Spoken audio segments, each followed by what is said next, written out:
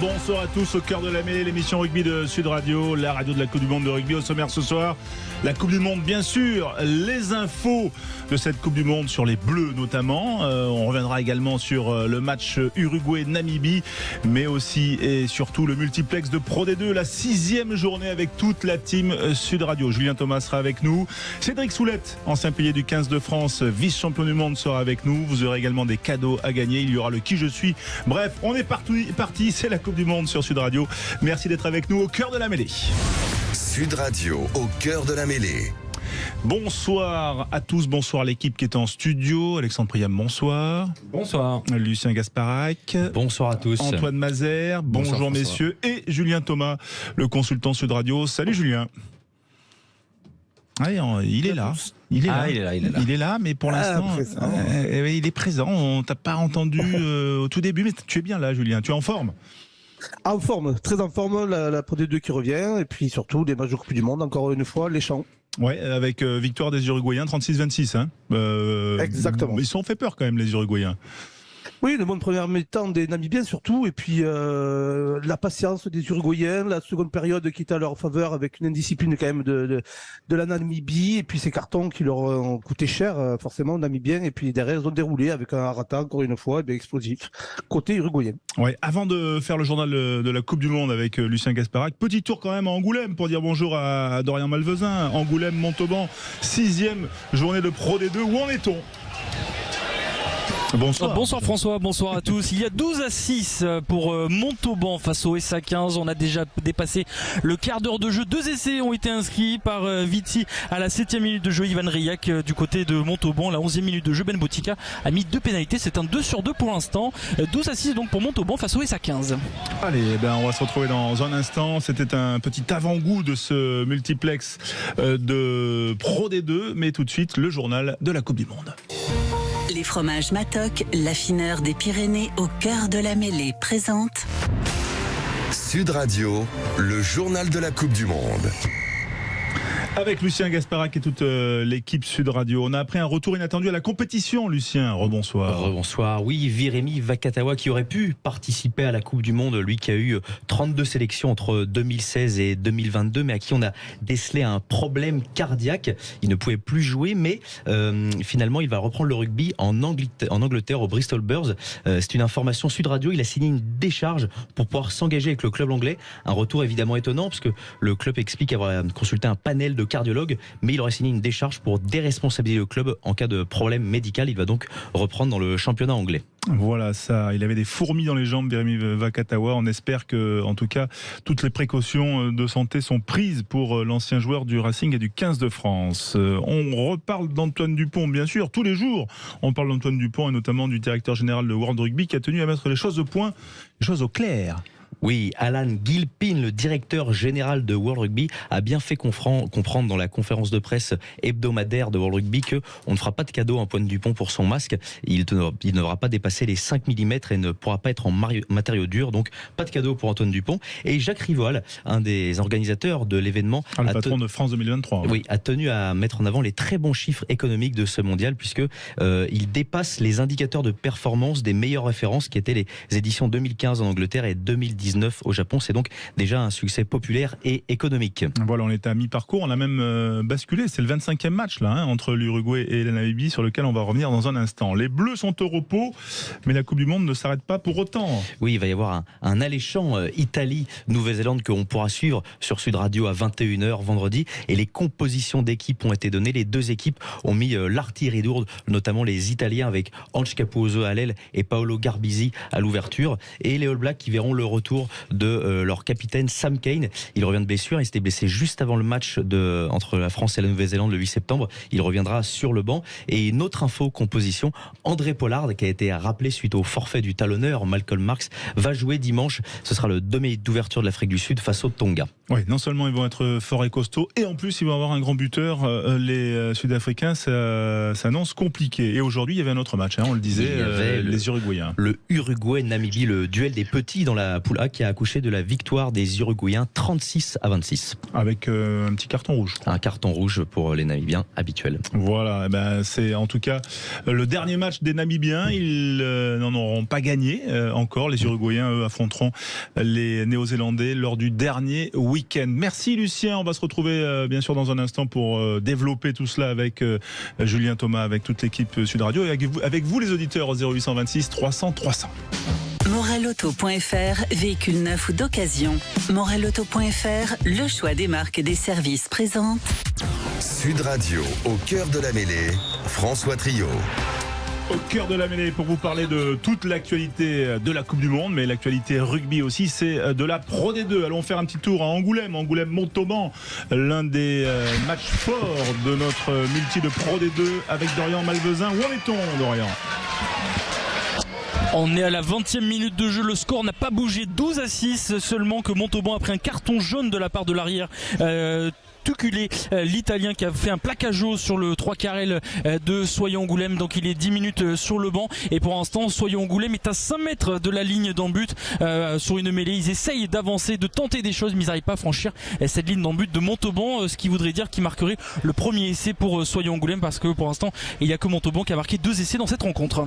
Ouais, autre choc à suivre, Antoine Mazère, c'est Nevers face à Béziers. Oui, 23e minute de jeu entre Nevers et Béziers. Pour l'instant ce sont les Biterrois qui mènent 3-0. Voilà, 3-0. Et puis le leader Vanté qui n'est plus leader, qui reçoit Valence Roman, Lucien Gasparac. Oui, 24e minute de jeu et un très beau début de match au stade de la Rabine puisqu'il y a déjà 2 essais. Premier essai de Valence Roman par Moses Mavalou et un essai à l'instant de l'arrière Vanté Gwenaël Duplaine qui ramène le score à 8-10 pour les Vanté. Ouais, est-ce que Maxime Sénat peut nous tenir au courant de Rouen-Biarritz ? 23e minute de jeu, Biarritz qui mène 7-6 face à Rouen.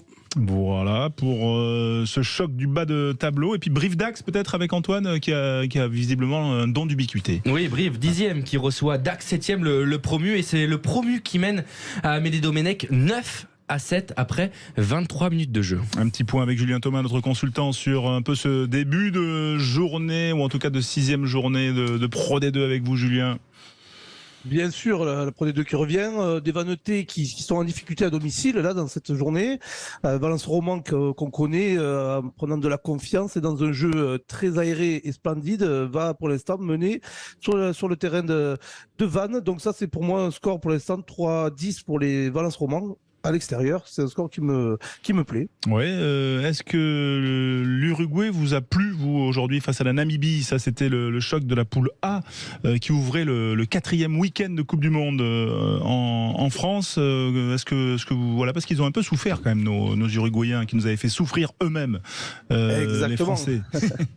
On les avait vus très solides en mêlée, on les avait vus quand même forts dans les zones de ruck, mais sauf que les Namibiens, décomplexés, prennent le score rapidement. Il y a eu 2 essais rapidement dans ce début de match pour les Namibiens. Et puis ils ont couru derrière un petit peu au score, les Uruguayens, avec la patience avant d'arriver jusqu'à la mi-temps. Et sauf que l'indiscipline quand même, et à force de courage quand même des Uruguayens, les Namibiens en seconde période se sont mis à flancher, à être indisciplinés, à prendre des cartons et jouer en infériorité numérique en Coupe du Monde. On sait que ça coûte cher. Et puis là, c'est les Uruguayens avec Arata en chef d'orchestre et qui a été très bon à la mêlée, a permis à cette équipe uruguayenne de trouver la victoire. Mais les Namibiens, quand même, ils ont surpris sur la première mi-temps. Oui, on a cru à un moment, quand même, que les Namibiens pourraient peut-être créer la surprise, mais il y a eu après un problème de discipline, parce que visiblement, ils n'ont pas baissé la ligne de plaquage au bon endroit, les Namibiens. Exactement. Coup sur coup, ils ont visé la tête à un moment où, on n'a plus le droit. Il faut leur dire, je ne sais pas si le règlement est arrivé. Le cartouche, ils ont fait 2 coups, et du coup, derrière, il y a eu ces cartons, et puis la discipline, oui, en seconde période. Mais quand tu es indiscipliné comme ça, comme les Namibiens, c'est la fatigue, c'est la lucidité. Forcément, tu te baisses pas sur les zones de plaquage, donc tu es sanctionné. Et quand tu joues en infériorité numérique, c'est compliqué de tenir la dragée haute face à des Uruguayens qui, eux, ont accéléré en seconde période. Ouais, l'Uruguay visait quand même la 3e place directement qualificative pour 2027. L'Uruguay va terminer par les Blacks. On peut penser que cette victoire du jour face à la Namibie sera leur seule victoire dans cette Coupe du Monde. A priori. A priori, mais voilà. A priori. On sait jamais. Mais en tout cas, est-ce que d'ores et déjà on peut dire qu'ils ont réussi leur Coupe du Monde ou pas, ces Uruguayens, Julien Thomas? Eh bien, ils ont montré un visage quand même intéressant, déjà face à la France. Là, cette victoire face à la Namibie qui comptait pour eux, c'est sûr que pour la 3e place, ça va être compliqué, vu qu'il reste les Blacks aussi. Mais c'est quand même une équipe d'Uruguay qui a des, je pense, quelques talents qui peut progresser d'année en année, notamment si les joueurs viennent notamment sur le continent, en France, notamment dans notre championnat, s'aguerrir, comme on a pu voir des Georgiens, comme on a pu voir des Fidjiens. Et je pense que c'est une nation qui va monter en puissance dans les années futures. Ouais, on rappelle, 8000 licenciés en Uruguay, 3 millions d'habitants. C'est un tout petit pays du rugby. 8000 licenciés, c'est moins que les Hauts-de-France, par exemple. Oui, tout à fait. C'est dire, effectivement. Puis il y a quand même eu aussi des choses qui sont structurées depuis 4 ans, un centre de haute performance. Bref, des choses qui montrent quand même que le rugby uruguayen progresse, même si peut-être que il y a 4 ans, ils avaient fait un gros coup en battant les Fidjiens. Là, ils n'ont battu que la Namibie. Mais en tout cas, ils nous ont fait trembler. Ils nous ont tenu la dragée haute à Lille lors de la 2e journée de cette Coupe du Monde dans cette poule-là pour le match des Français. Est-ce qu'on peut accueillir Cédric Soulette ou pas? Ou est-ce qu'il est là? Oui. Sinon, non. On va l'avoir dans un petit moment. Tiens, allons faire un petit tour parce que c'est le multiplex quand même. Tiens, je pense que le score a bougé du côté de Vannes. Lucien Gasparac, le leader Vannetais, donc qui s'est fait dépasser hier par Aix-en-Provence. Le leader Vannetais a réagi. Oui, le leader Vannetais qui a réagi suite à l'essai des joueurs de la Drôme à la 10e minute de jeu. Il y a désormais 10-10 entre les deux équipes. On joue la 29e minute de jeu et Maxime Lafage, grâce à une pénalité récupérée sur la mêlée des joueurs bretons, récupère un lancer à touche dans les 22 mètres des joueurs de la Drôme. Un match animé pour l'instant, malgré l'enjeu du haut de tableau. Un match animé également à Angoulême-Montauban, Dorian-Malvezin. Ouais, et c'est à l'instant même de la part de Soyons-Angoulême grâce au numéro 8 Yacine Jarmoni. Ça faisait un petit moment que Soyons-Angoulême campait dans le camp de Montauban. Ils n'arrivaient pas à franchir, ils ont réussi à le franchir et ils passent devant pour la première fois devant le tableau d'affichage 13-12. Cet essai a été transformé par Ben Botica. Et ben voilà, on va la vivre avec vous. Tiens, cette transformation, peut-être que ça peut nous faire vibrer un petit peu parce que ces Angoumoisins, eh bien, ils en ont besoin de cette victoire là. Oui, mais la transformation s'est passée pour Ben Botica, 13-12. D'accord. 13-12, effectivement. Voilà. Moi, j'avais un petit temps de retard. Mais ça peut arriver, vous savez, avec l'âge, les cheveux qui sont un petit peu plus gris qu'avant. Ben voilà, c'est comme ça. Bref, faisons un petit tour des stades. Tiens, par contre, il a mal aux côtes, Ben Botica. Ouais. La transformation, je sais pas. Ouais. C'est vrai que les côtes là, il va peut-être même sortir. Hein. Ah oui, mais c'est côté gauche là. C'est en butant. Il est positionné à l'aile. Ah oui, c'est très curieux comme image en tout cas. Il a peut-être pris un choc sur le coup d'avant. L'image. Petite déchirure intercostale peut-être. Oui, en butant. Il y aura un changement, bien sûr. Côté gauche. Voilà. Peut-être qu'il était fragile sur ce flanc-là et il a été blessé. Ça vous est jamais arrivé, vous, Cédric Soulette, une déchirure intercostale en butant? Salut Cédric. Salut François, bonjour à vous tous. Bonjour. Alors, figure-toi que non, pas de fracture intercostale en butant, évidemment, mais déchirure intercostale sévère, ouais. Tu sais que c'est presque aussi douloureux qu'une fracture de côte. Hein. Ah bah ça, c'est sûr. Je plaisantais, mais c'était une façon, on va dire, décontractée, relax de t'accueillir, Cédric, mais je sais que c'est très très douloureux, et surtout quand on joue première ligne, et on subit ce genre de blessures fréquemment dans sa carrière et parfois il faut serrer les dents et ça fait très très mal. On est content de t'avoir avec nous, Cédric. Je le disais, vice-champion du monde en 99 avec l'équipe de France, grand chelem en 98. Et pourtant, quand on a le nombre de sélections, 13. Ça, c'est le meilleur rapport sélection-palmarès, Cédric Soulette. On est d'accord? Je te dirais même plus, parce qu'il y a des matchs où je suis pas rentré. et en fait, je crois que sur une vingtaine de matchs, j'ai perdu que la finale de la Coupe du Monde. Quoi. Bon, c'est dommage à pas perdre, tu me diras, mais bon. Ouais, mais ouais, c'est vrai. Ça reste toujours un souvenir. Les gens t'arrêtent encore dans la rue à Toulouse, à Paris ou je sais pas où pour te parler de cette Coupe du Monde 99, Cédric. Bon, il faut quand même pas être trop recentré sur soi-même. Hein. Je dirais qu'il y a évidemment toujours des regards brillants et souvent les gens sont relativement discrets, tu sais, avec de la retenue. Et puis après, je n'ai jamais été une star. Tu sais, moi j'ai été un soldat et j'étais entouré de garçons qui étaient eux dans la lumière. Et j'étais bien heureux qu'ils puissent toute la prendre. C'est pas trop mon truc, tu vois. Mais j'aime ton humilité, Cédric. Et est-ce que toi, tu vis cette Coupe du Monde comment, tiens, en tant qu'ancien? Est-ce que tu as pu aller voir des matchs? Est-ce que tu les as regardés? Comment tu l'as vécu? D'une part, je suis comment dirais-je, ravi parce qu'on pense à moi, parce que tu sais, dans le rugby, si tu as été un peu une figure de proue de quelque chose, ou si tu représentes quelque chose, on aime bien, si tu as plus un peu de bagou, mais un peu de gueule, tu vois, bon, comme c'est mon cas, si tu veux, on aime bien te faire participer, tu vois, avec des entreprises, donc j'ai cette chance, tu vois, d'avoir fait le match d'ouverture, j'ai fait Namibie, Nouvelle-Zélande, j'ai fait Géorgie, Portugal, j'ai fait la finale de la Coupe du Monde. Demain, je risque d'aller voir au Japon. J'ai d'ailleurs un ami en commun qui m'appelait. On en parlera justement du match Japon-Samoa tout à l'heure avec Christine Bouillot, notre journaliste à Toulouse, parce que c'est un vrai événement, hein, c'est un vrai 16e de finale. Écoute, je sais pas ce qu'on peut faire de plus pour flatter ce peuple japonais quand même dans notre pays. Je ne sais pas s'il y a du commerce, je ne sais pas si c'est la passion du rugby, mais je pense que tout le monde se mobilise pour le peuple japonais.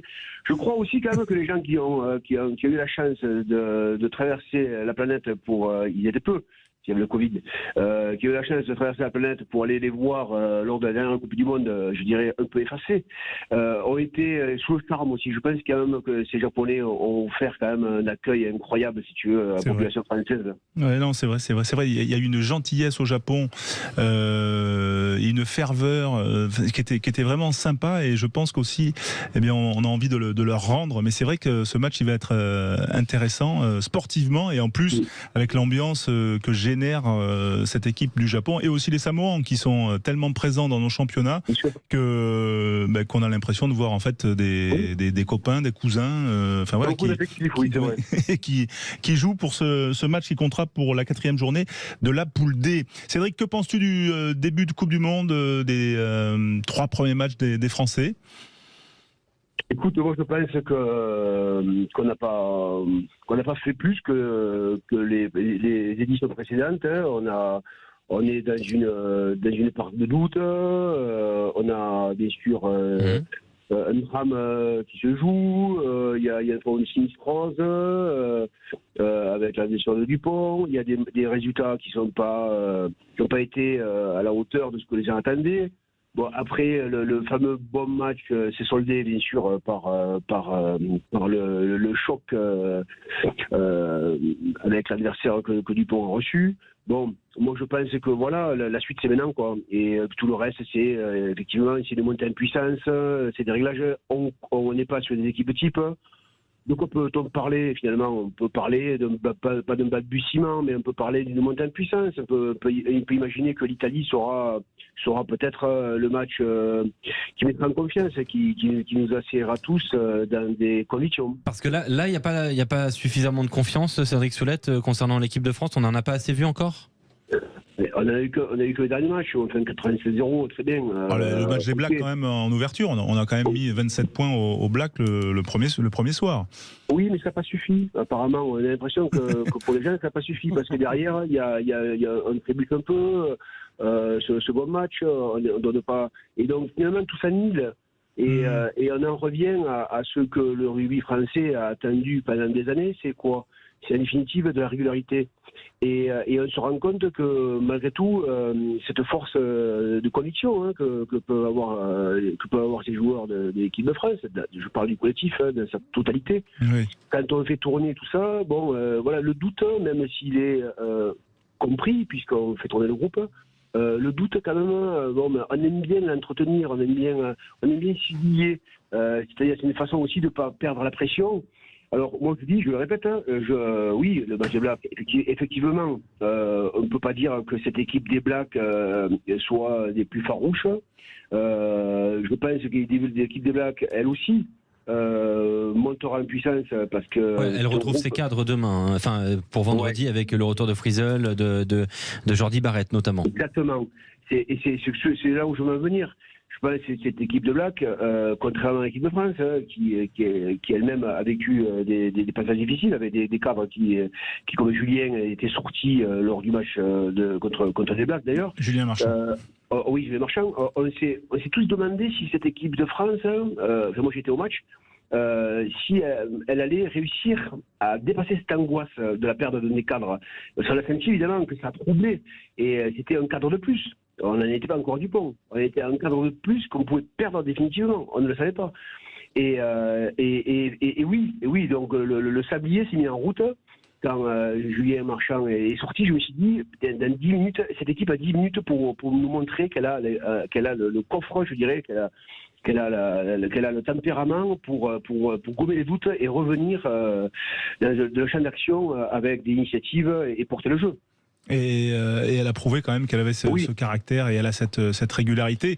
Mais c'est vrai que elle jouera un 8e face à l'Italie. Venons-en quand même à la question que tout le monde pose depuis quelques jours. Cédric, tu as forcément quand même un avis sur la question. Et Dupont, voilà. Et Antoine, moi les gens, quand j'en croise, ils me disent alors Antoine, on me dit, tu vois. Donc moi je pense qu'en fait, si tu veux, même le pape qui est venu en France, on a effacé l'idée que le pape venait en France presque. Il prenait plus de place que le pape, c'est incroyable quand même. Mais c'est vrai. Alors après, moi ce que je me dis, je me pose pas la question comme la majorité des gens peuvent se la poser, tu t'en doutes bien. Je me dis qu'en fait c'est plutôt qu'un avantage, si tu veux, je pense pour l'ensemble du groupe, que d'être délesté que de cette vue sur les individus tu vois, du porteur du coq, parce que en fait tout est centré sur Antoine, et je me dis que finalement les autres sont en vacances, quoi. Parce que et c'est plutôt agréable. Je me dis tant mieux pour les autres joueurs, pour les autres garçons qui vont jouer. Ouais. Oui, et s'il faut des dépressurisations aussi, c'est cool. Parce qu'être sous pression, parce que l'idée c'est de manger quelque chose. Alors effectivement tout le monde ronge le même os. Mais ça va me faire de mauvais jeux de mots avec la blessure d'Antoine, bien sûr. Mais de toute évidence, je pense que ça doit mettre les autres garçons en vacances, quoi. C'est agréable. On va écouter, parce que je pense qu'Alexandre, aujourd'hui, tu as rencontré quand même un champion du monde. Exactement, Tendai Tawahira en entretien aujourd'hui. Vous la retrouverez, cette interview, samedi et dimanche. 25 minutes cash avec l'ancien champion du monde sud-africain 2019. Et forcément, on lui a posé la question très simple. Est-ce que, en cas de quart de finale France-Afrique du Sud, est-ce que Antoine Dupont sera visé par les Springboks? Écoutez. Yeah, it's obvious. Évidemment. We put a nice picture of him on the wall before the game. Et oui, on va mettre son image sur le mur. Et on va y lancer des flèches. Il est ultra important pour cette équipe de France. Si vous voulez gagner contre l'équipe de France, il faut lui faire passer un très mauvais match. Voilà ce que dit Tendai Tawahira. Réaction de Cédric Soulette. Voilà, vous, l'ancien pilier, comme Tawahira. Voilà, comment vous voyez les choses? Sa réaction?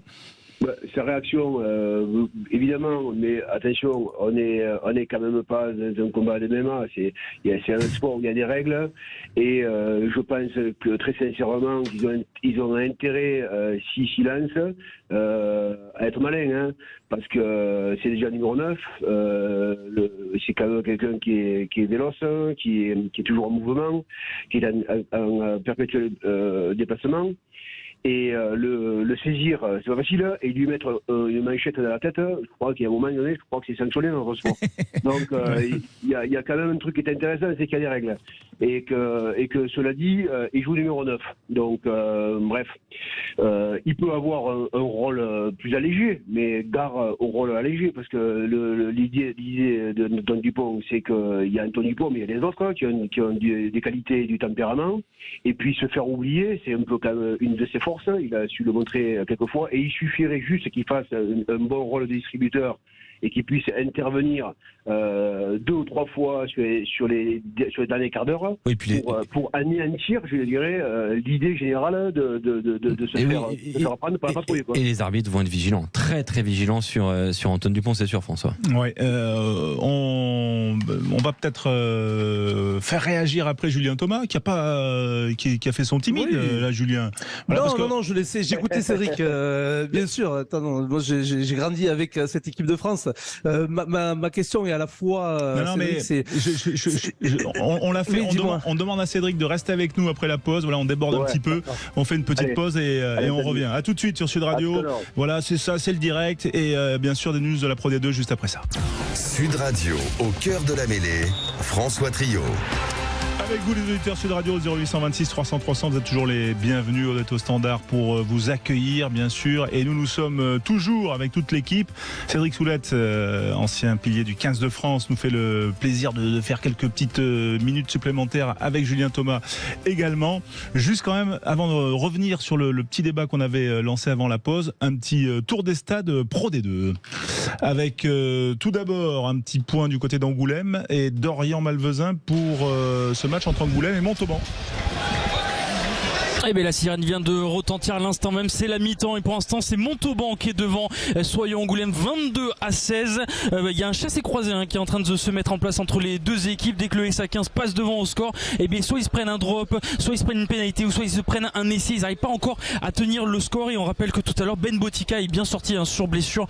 C'est les côtes côté gauche qui ont été touchées. On prendra bien sûr des nouvelles à la fin du match pour voir ce que c'est. 22-16 pour Montauban face au SA15. Il avait été touché avant le coup de pied ou pas, Dorian? Parce que ça l'image nous a frappé. J'ai l'impression que c'était pendant le coup de pied qu'il a été touché, pas pendant l'action. Donc peut-être un mauvais mouvement en tapant. Voilà, on prendra un peu des nouvelles. Peut-être c'était fébrile. Il était peut-être touché sur un autre match et que ça a rompu peut-être sur cette pénalité. D'accord. Valence Roman est en déplacement à Vannes, Lucien Gasparac. Oui, il y a une surprise au stade de la Rabine puisque Valence Roman mène 17-10 sur la pelouse des joueurs vannetais. Oui, Antoine Mazère, Brive Dax. Oui, Brive Dax, Brive qui reçoit le promu d'Aqua. Et c'est le promu qui fait la course en tête à Amédée Domenech, 9-7 pour l'US Dax. Quel début de saison de Dax. Nevers-Béziers. Nevers-Béziers, il reste 30 secondes à jouer avant la fin de cette première mi-temps. Et là, c'est Béziers, les Héroltais qui mènent 6-5 dans la Nièvre. Voilà. Et Rouen-Biarritz, Maxime. Oui, 39e minute de jeu. Les Rouennais qui poussent, mais c'est bien Biarritz qui mène 22-6 après 3 essais inscrits par les Biarros. Voilà pour le point sur la Pro D2 ce soir. Bien sûr, on poursuivra Alexandre avec le gros choc de la soirée. À partir de 21h, effectivement, totalement dédié à la Pro D2, Sud Radio, et puis Grenoble, Agen, coup d'envoi 21h. Voilà, on va juste créer la connexion entre Julien et Cédric quand même, parce que voilà, Julien, tu voulais réagir au propos de Cédric sur sur le fait qu'Antoine Dupont serait la cible ou pas de ses adversaires en quart de finale. Voilà, qu'est-ce que tu en penses? Ah mais bien sûr, mais ça c'est pas notre ami sud-africain Tawera nous apprend rien. Dis-moi, Tawarira, pardon. Parce que là, c'était là, c'était quand même quelqu'un de Koh-Lanta. Non, mais il a voulu être solidaire avec moi. Je l'ai écorché aussi. Exactement. De bis. C'est vrai, François. Et du coup, il nous apprend rien. Antoine Dupont est l'ennemi numéro 1 de tous les avants déjà, et notamment une troisième ligne, parce que je peux te dire qu'il doit y avoir une cible sur son front à chaque match, mais c'est surtout l'intelligence d'Antoine. C'est quand même un joueur, alors qu'il est chassé, qui a un plan anti-Dupont sur chaque match à ce niveau-là. C'est quand même l'excellence du joueur. Après, au-delà de son côté rugbystique, mais l'intelligence qu'il a justement. Et puis après, comme dit Cédric, c'est vrai que les autres sont pas en vacances à côté quand même. Il y a les mecs à côté, ça les France Croix dans l'ombre. Je peux te dire qu'ils font le job aussi pour le protéger. Il a la guardia autour là qui est présente quand même. Bon, en tout cas, on suivra ça bien évidemment. Cédric, avant de te relâcher, un petit mot quand même sur les coqs, sur ton travail d'artiste. Ça continue. Oui, effectivement, j'ai passé plus de temps à faire des sculptures et à orienter des sculptures qu'à jouer au ballon maintenant. Si tu veux, c'est quand même assez fou, c'est quand même une vraie seconde vie. Donc oui, ma société Stanart, je fonctionne donc sur la symbolique essentiellement du coq. Donc ça fait maintenant 17 ans, j'ai fait 14 000 coques déjà qui ont été réalisés. 14 000 ouais, c'est énorme. Mais bon, oui, c'est vrai que la presse se bouge pas trop pour parler de moi, mais en même temps, je me dis que j'ai de la chance d'être toujours en vie, de faire ce qui me plaît, de créer des collaborations, de créer des nouveaux supports. Puisque j'ai bien sûr des larges gammes et puis surtout je le répète, des vraies collaborations, parce qu'en fait puis ça tournait qu'autour de moi, ça me fatiguerait un peu, et je pense que ce que j'aime c'est ce partage d'équipe, c'est travailler avec des fonderies, c'est travailler avec des hommes là-dedans, c'est travailler avec la 3D, c'est travailler avec des artistes, avec des artisans. Voilà, aujourd'hui ma journée a été une course pour rassembler tous ces gens qui finalement sont un cadeau, puisque il faut les choyer, les personnes qui ont des valeurs et qui permettent de te rassurer dans tes projets et qui t'accompagnent, parce que c'est des sous-traitants certes, mais c'est plus que ça.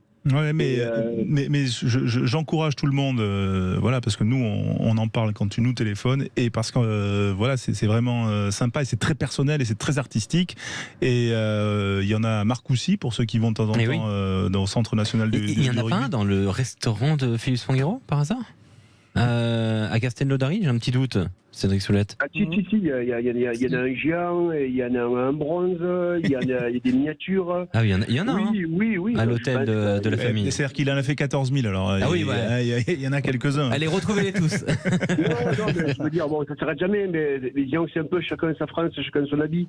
C'est une idée d'un symbole qui était laissé un peu en désuétude, qui était un peu, comment dirais-je, mis au rebut, je dirais, pendant quelques années, parce que trop utilisé.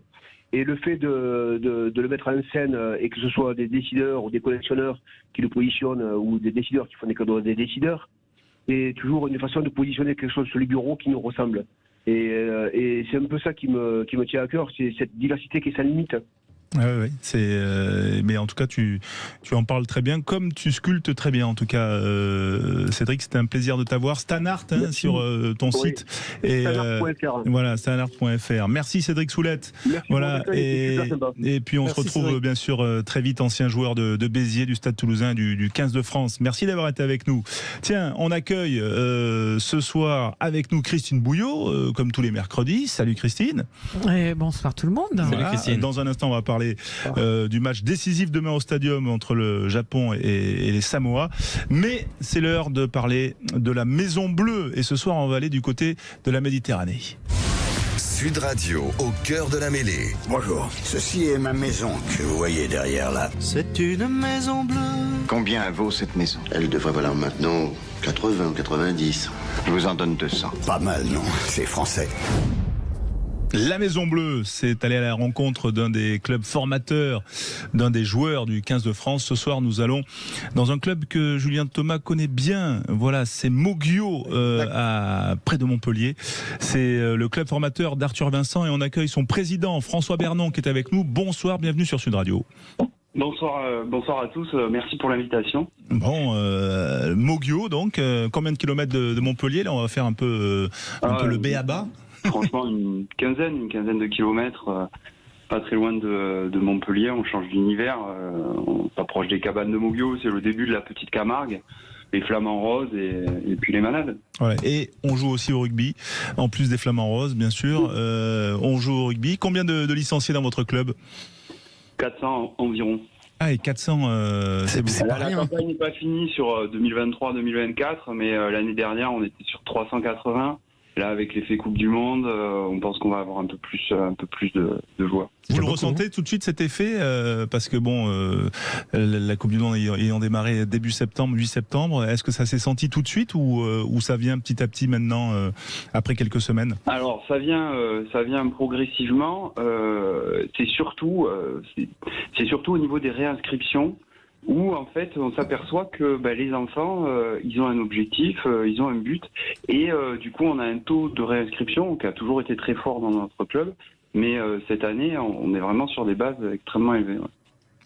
Et donc on le sent surtout sur ce niveau-là, c'est-à-dire que des primo-arrivants, alors nous, il faut comprendre, on a dès les bébés, donc dès les 3 ans, c'est des enfants qui ont, eux, pas forcément connu le rugby, mais on le sent, voilà, surtout sur ceux qui sont restés, qui sont de plus en plus motivés. En plus, on a eu la chance, les juniors ont pu ramasser les balles pour Angleterre-Argentine. Ah, sympa. On a les M12 qui ont gagné un petit concours photo, donc les M12 ont pu aller voir le Black Namibie. Donc ça fédère énormément et ça incite les enfants à rester au rugby. C'est-à-dire c'est pas uniquement les nouvelles licences, mais ça fidélise énormément ceux qui avaient déjà accroché. Voilà, et parmi ces jeunes, il y a quelques années, c'était il y a combien de temps, Arthur Vincent, donc, qui est un des membres du groupe France, 3/4 centre du 15 de France, qui est un jeune joueur, je crois qu'il doit avoir 24 ans, Arthur. Et il a commencé à quel âge chez vous? Alors, dès la première catégorie, à l'époque, on n'avait pas ouvert les débits, c'était un M6, et il est resté jusqu'au M13. Il a vraiment poussé en fait jusqu'au bout pour comprendre que il n'y a pas vraiment d'intérêt, j'ai envie de dire entre guillemets, d'un point de vue sportif, à aller dans un grand club avant la première année M13. Mais après, c'est vraiment intéressant parce que alors c'est vrai que le grand public le connaît pas parce que c'est quelque chose qui est assez confidentiel, mais bon, il y a le Super Challenge et c'est tous les clubs, c'est un peu le championnat de France minime entre guillemets pour d'une certaine manière. Voilà. Si on veut donner un nom, donc c'est important de faire la bascule à ce moment-là. Je sais parce qu'il a été remporté par Bègle en 2023. Enfin ça c'est une parenthèse assez personnelle, mais on va revenir à Moguio. Donc Arthur Vincent, il était du village, on va dire, de Moguio. Et qu'est-ce qu'il a fait accrocher, selon vous, au rugby? Qu'est-ce qu'il avait de plus ou qu'est-ce qu'il a fait accrocher? Les copains, je pense qu'il répondrait exactement la même chose. C'est assez spécial parce que ses parents, vous savez, voilà, par exemple, vous prenez quelqu'un comme Romain Tamac, on se pose pas trop la question. Son père faisait du rugby, lui il fait du rugby. Lui, il vient d'une famille où on en a fait, où son cousin, qui est également aujourd'hui directeur de l'école de rugby de Moguio, et de notre club, en faisait, mais pour autant c'était pas la compétition, ça a jamais été l'objectif. Mais lui, c'était quelqu'un déjà de très travailleur, qui a mordu avec les copains, et du coup c'est comme ça qu'il y est resté, et c'est vraiment, je pense que voilà, c'est vraiment de cette manière-là qu'il est venu et qu'il est resté au rugby. Voilà. Et d'ailleurs, l'histoire est belle parce que voilà, c'est là où il a joué ses premiers ballons. Il a acheté une maison à 2 pas de chez ses parents là-bas. Et puis il a toujours un lien étroit avec. Alors c'est une histoire assez sympa avec son ancienne maîtresse de CE2. Je crois que c'est à l'école Mario Roustan, qui est devenue en fait la directrice de l'école, et elle fait des débriefs de tous les matchs d'Arthur Vincent avec lui par texto ou au téléphone. Donc c'est quand même, je trouve, une très belle histoire. Une histoire où Julien Thomas a eu aussi son importance, Julien, parce que toi, Arthur Vincent, c'est un peu ton poulain aussi. Ouais, c'est les mecs des villages autour, c'est les mecs des clubs de Montpellierin, du MHR, donc cette pépinière des clubs comme Moguio, comme le Pic Saint-Loup, où on a connu François Fuchu, etc., sont très importantes, et donc ça valorise en plus le rugby melgorien. Par contre, c'est Arthur Melgorien, Vincent, tu peux traduire, Julien, parce que... de Moguio, pardon, c'est les habitants. L'habitant de Moguio, c'est un melgorien. Exactement. D'accord. Oui, exactement. Non, mais et en fait, il incarne totalement ce joueur incarne totalement l'humilité, le respect, le travail. Et c'est vrai que quand il est du village de Moguio. Par contre, quand tu vas à un tournoi, parce que moi j'ai un petit qui joue et qui a fait des tournois de Moguio, eh bien il est là pour remettre les trophées, il est là il est présent, il s'implique vraiment dans son registre comme il le peut, et ça c'est tout à son honneur. Voilà, pour moi c'était rempli de bienveillance envers Arthur Vincent, et en plus j'ai pu finir en jouant un peu avec lui et après l'entraîner. Mais est-ce qu'on va le revoir dans cette Coupe du Monde, Arthur Vincent, François Bernon, selon vous? Moi je suis pas sélectionneur. Non, mais alors, vous sélectionneur, vous le mettez titulaire? Écoutez, je pense qu'il manque pas de talent au centre. Il y a Ficou, Danti. C'est dur à bouger ça quand même, hein, Ficou, Danti. Ficou, Danti, c'est dur à bouger. Très honnêtement, il a fait quand même sur le match contre les Blacks, il a fait une rentrée tonitruante. Il gratte un ballon qui mène derrière à l'essai. Enfin, je pense que Fabien Galtier est dans un fauteuil pour traiter le centre en équipe de France. Donc voilà, moi évidemment, j'espère le revoir. Je vais vous dire, on a projeté François Black au club quand il est rentré, c'était à la 50e ou 55e. Ça a été l'euphorie, parce qu'en plus c'était très familial, il y avait beaucoup d'enfants qui sautaient sur place, tout le monde le connaît, parce qu'en plus, voilà, comme on l'a dit tout à l'heure, c'est quelqu'un qui est très dans le partage et la redistribution, c'est-à-dire il vient, il parle avec humilité, c'est-à-dire que même si un M8 le raconte son match, il va jamais le prendre de haut, par exemple. Donc c'est ça qui est, voilà, et donc tout le monde était fou. Et bien sûr, moi j'adorerais qu'il vienne. Après, c'est toujours un peu des moments étranges aussi, le rugby, parce que des fois, Fabien Galtier lui-même le sait, il est revenu parce qu'il y avait eu à l'époque en Coupe du Monde la blessure de Carbonneau, par exemple. Et si il a pu rentrer sur le terrain en tant qu'impact player sur le match du All Black, c'est peut-être un peu grâce entre guillemets à la blessure de Danti. Donc il faut pas non plus trop se projeter, parce qu'une Coupe du Monde, c'est long. Évidemment, moi j'adorerais que Arthur Vincent soit titulaire pour les prochains matchs, mais il y a une hiérarchie, on va dire. Il y a de très bonnes personnes et voilà, mais voilà, il faut pas. Nous, on est à fond derrière l'équipe de France. Si Arthur Vincent peut être là, c'est la cerise sur le gâteau. Il a quand même fait le match d'ouverture. Mais après, il y a un scénario qui peut être bien, hein, François. Il peut rentrer les dernières minutes de la finale et marquer l'essai de la victoire finale. Ça alors là, mal, si ça se passe, François, je veux les numéros du loto le soir même. Ça peut être le top. Mais souvenez-vous quand souvenez-vous quand il a été blessé il y a 2 saisons, qui revient en demi-finale comme un boulet de canon, exact. Et qui marque en finale du championnat de France. C'est un garçon qui est plein de ressources, qui est besogneux et qui est humble. Ça veut dire que quelle que soit la suite de la compétition, il sera tout le temps dedans, tout le temps en train de bosser, comme si demain il était titulaire. Et si jamais jusqu'au bout, il rentre pas, parce que là j'ai vu un article dans l'équipe, la dure gestion des gens qui vont plus rentrer à la Coupe du Monde. Je sais pas comment les autres réagissent, mais lui, il s'abandonne tellement au collectif que s'il doit se préparer pour rien pendant un mois et que la France soulève le trophée, il sera content. Il sera content, et qui ne pourrait pas être content? Enfin, je veux dire, on l'espère. Ne serait-ce que François. Combien il y a de joueurs en France qui ne serait-ce qu'aimeraient être dans le groupe des 33, même si c'est pour pas rentrer, quoi. Donc voilà, moi j'espère le voir. On croise les doigts. Merci en tout cas, et bravo pour votre club de Moggio, François Bernon, président. On se retrouve, vous êtes en Régional 1, je crois, c'est ça, et 400 licenciés. Bravo à vous en tout cas, et on suit donc encore mieux Arthur Vincent. On comprend mieux ses racines grâce à votre témoignage. Merci. On se retrouve dans un instant. Christine Bouillot à suivre pour parler de Japon-Samoa. Restez bien sur Sud Radio, au cœur de la mêlée.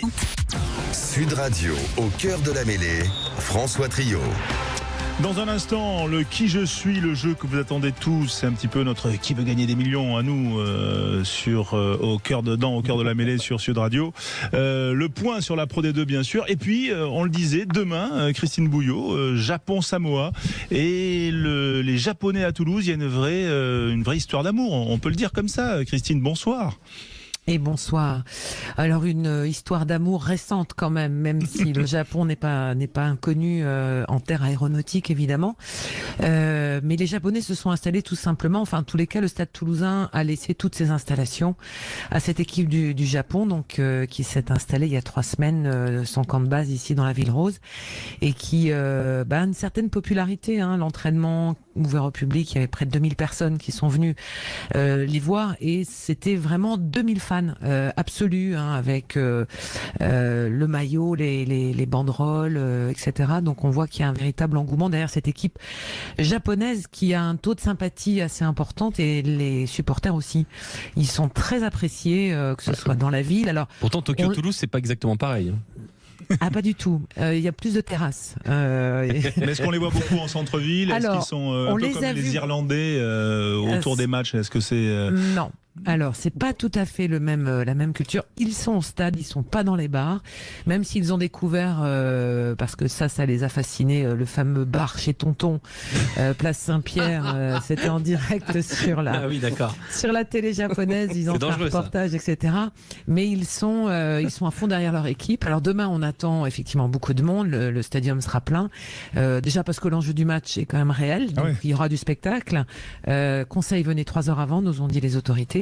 Après, les Japonais ont fait un carton dans la ville au marché Victor Hugo. Voilà, on pensait qu'ils allaient aller du côté des boutiques de luxe, faire des emplettes, etc. Et en fait, le marché Victor Hugo, pour ceux qui connaissent, c'est le ventre de Toulouse. Et c'est là qu'on trouve les meilleurs produits, foie gras, magret, enfin tout ce qui va bien dans le sud-ouest. Et semble-t-il, ils ont fait le bonheur des commerçants. Ils se sont pas mal baladés dans la région et ils reviennent. Alors l'image qui plaît à tout le monde, mais je trouve que c'est tellement, ça serait tellement à réitérer, c'est quand on les voit quitter le stade et qu'ils nettoient derrière eux avec des sacs et qu'ils enlèvent tous les déchets qu'il y a. Ça c'est vraiment la Japan touch du supporter. Je pense que c'est quelque chose quand même qui reste en termes d'image. Mais il y a pas autant de supporters japonais qu'il n'en était espéré. Les chiffres sont pas encore officiels, mais on prévoyait entre 10 et 15 000 supporters pendant à peu près 3 semaines. On est peut-être moins que ça. Alors peut-être une explication, c'est que le change yen-euro est pas favorable. Donc sans doute certains ont été refroidis. Mais il y a véritablement un fan club. En tous les cas, il y a un vrai engouement autour du rugby, à la fois pour cette équipe du Japon, pour le public du Sud-Ouest et pour les Japonais eux-mêmes qui suivent et qui sont à fond derrière leur équipe. Voilà, Japon-Samoa, c'est un gros match, c'est comme un 16e de finale, hein, parce que les Japonais, après, ils pourraient retrouver les Argentins pour se qualifier pour les quarts. Ça va être vraiment l'un des enjeux du week-end. Christine, merci, vous pouvez rester bien sûr avec nous, parce qu'il y a le Qui je suis qui va suivre. Voilà. Je suis la meilleure d'ailleurs. Elle en a vu elle en a vu un magnifique Qui je suis à Toulouse, chez Patrick Soula. J'étais dans la bonne équipe, on va dire. Voilà. On va quand même faire un petit point sur la Pro D2, Julien et toute l'équipe bien sûr, pour savoir avec Dorian Malvezin, l'état du score à Angoulême-Montauban. On vous avait laissé, il y avait 26. Ça a repris. Exactement, mais 3 petits points supplémentaires pour le SA15. Pour l'instant, c'est un 3-0 dans cette seconde période à la 46e minute de jeu. Et le staff du SA15 commence à faire très tôt des changements dans son 15 de départ. C'est vrai qu'il y a pas mal de casses dans cette rencontre. La deuxième période, c'est plutôt rééquilibré entre les deux équipes. On est toujours à 22-19 pour Montauban face au SA15. Le SA15 donc qui n'est pas au mieux, le leader Vante, enfin leader avant la journée. Incroyable, il est vraiment pas bien le leader. Hein. Il était mené à la mi-temps et il est toujours mené. Énorme surprise au stade de la Rabine puisque Valence Roman mène 24-18 puisque Paul Surano vient de marquer un très bel essai suite à une passe au pied de Maxime Lafage. Les Vantais qui se rattrapent donc, mais Valence Roman est toujours devant et ce serait une sacrée surprise de voir les joueurs de la Drôme s'imposer au stade de la Rabine. On joue la 50e minute de jeu. Il reste pas mal de temps, mais pour l'instant, c'est le coup parfait pour les joueurs de la Drôme. Voilà, il a été transformé cet essai ou transformation à suivre. D'accord, transformation à suivre. Donc ça peut faire quand même 24 à 13. Il a pu aplatir tranquillement Paul Surano. Donc logiquement, la transformation devrait être facile pour le buteur aguerri qui est Maxime Lafage.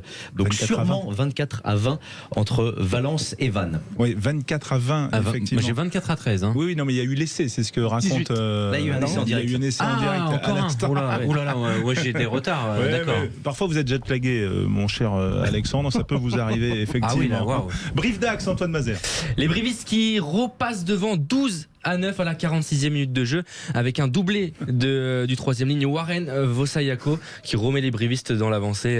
Voilà, donc 12-9 pour les hommes de Patrice Colazo après 46 minutes de jeu. Réaction donc des Corésiens. Nevers-Béziers, est-ce que le voyage n'était pas trop long pour les Biterrois? Visiblement non. C'est même la surprise. Les Héroltais qui mènent 13-5 à la 45e minute de jeu.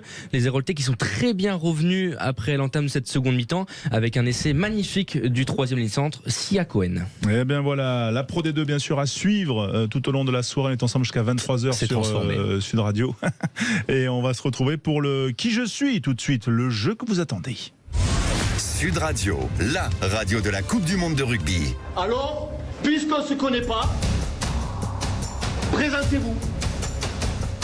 Présentez-vous. Les gars, qui je suis? C'est moi.